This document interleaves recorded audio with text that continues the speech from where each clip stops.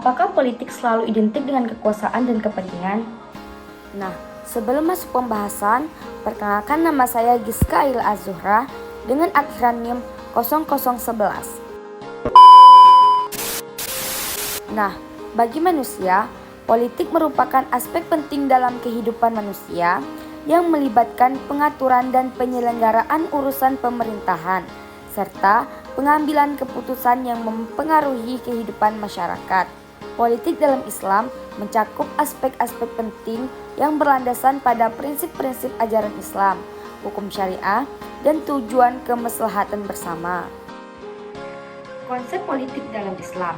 Dalam terminologi politik Islam, politik itu identik dengan siasah yang secara kebahasan artinya mengatur. Selanjutnya, ciri-ciri politik Islam. Yang pertama, kemaslahatan umat. Yang kedua, ideologi agama. Yang ketiga, pertanggungjawaban akhirat. Yang keempat, sumber ajaran syariat. Dan yang kelima, seni dan kreasi pemerintah. Dalam Al-Quran Surah An-Nisa ayat 58 yang artinya, sesungguhnya Allah menyuruh kamu untuk menyampaikan amanat kepada yang berhak menerimanya. Dan apabila kamu menetapkan hukum, di antara manusia hendaknya kamu menetapkan dengan adil. Prinsip-prinsip siasat politik dalam Islam ialah yang pertama, kedaulatan, yang mana kekuasaan menentukan hukum dan kebijakan bersumber dari nilai syariat atau ketuhanan. Yang kedua ialah ketaatan, yang mana kepatuhan terhadap pemimpin dan aturan yang sah dalam kerangka kebenaran. Yang ketiga ialah persamaan, yang mana semua individu itu setara di mata hukum tanpa diskriminasi.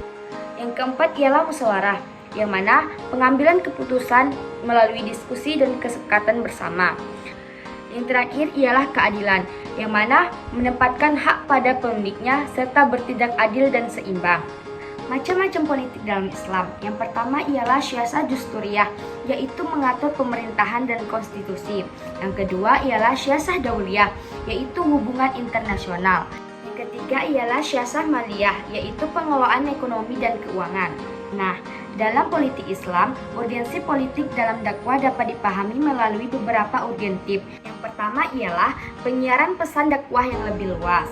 Yang kedua, pengaruh terhadap kebijakan publik. Yang ketiga, perlindungan hak minoritas muslim. Yang keempat, menerapkan mulia moral dan etika Islam. Yang kelima, menyegah penyelewengan Islam. Nah, gimana nih teman-teman? Dari pembahasan tadi, pesan yang dapat kita ambil adalah politik bukan sesuatu yang harus dihindari, tetapi harus dipahami dan dijalankan oleh nilai kebaikan. Oleh karena itu, kita sebagai generasi muda muslim, kita harus berbicara jujur dan adil dalam setiap peran, termasuk dalam kehidupan berbangsa. Dan yang perlu diingat, kekuasaan adalah amanah, bukan alat kepentingan untuk pribadi.